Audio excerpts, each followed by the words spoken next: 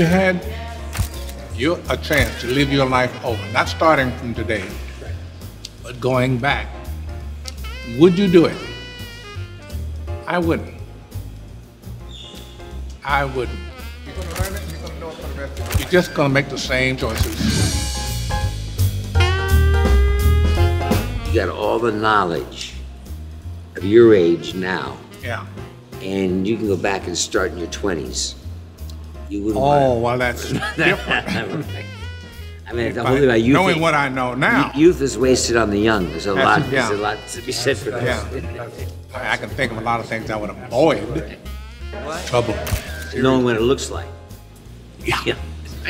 Sounds like, smells like, tastes like. When you see yourself as a younger actor, what do you see? Tight ass. Very tight ass. By a tight ass, I mean that second voice is saying, no, you shouldn't do that. No, you can't do that. No, you're not doing it right. You have, whether it's on a small scale, or just moment to moment, whether it's about acting or career choices or how you relate to people. Like, oh, I've got to do it. In our youth, we think there's a right way, and we tend to restrict ourselves. And I think the older you get, the easier it becomes to say, what a waste of time that is. That just was getting in my way. And in a way, you don't care as much about things that really you shouldn't care about. You're just older and you care less about things. I mean, the only thing that would inhibit you or make it not work is if you have a director who totally doesn't get any kind of thing, how to direct anything. They don't have to know anything, but they have to know how to leave you alone and have the intelligence to figure that out. Because they have to trust that they don't know, and that they engage you that one step further. They can engage you in what do we do here? I don't know if you really want it. It's just how you have it. Do you miss anything about being in your 20s? My 20s? Yeah. Oh, God, no. Oh, God, yes. What do you miss? Huh? What do you miss? Oh, come on, I can't even go there. Come on, what kind of... I keep telling myself, well, when I used to do this sort of exercise, I'd feel kind of achy, and I do it now, I feel achy. So really, there's not much difference, except that there is a number difference. And I keep thinking, well, when is the point when certain things in me are going to start breaking down? And I can't imagine when they would be. But it's out of your control.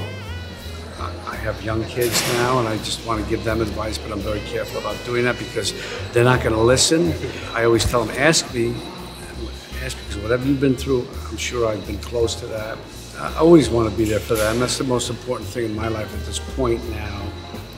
I'm in a similar boat with Bobby's. I got a 12-year-old and a 10-year-old, and I just cherish that time because you're focused much more on them. So your priorities change. Your career is not quite the most important thing. Curiosity and disdain. That's a given. That was not Disdain should be mixed in there with everything. Was it intimidating to work with these guys? No, I kept thinking, why aren't I intimidated? Was it intimidating to work with these guys? No, we all sort of know each other anyway, but then we kind of got to know each other a lot better.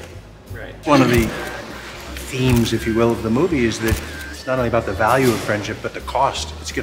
It's not easy to do what Bob's character does, too. I mean, how many of us, you have to ask yourself, gee, would I have the guts to do that?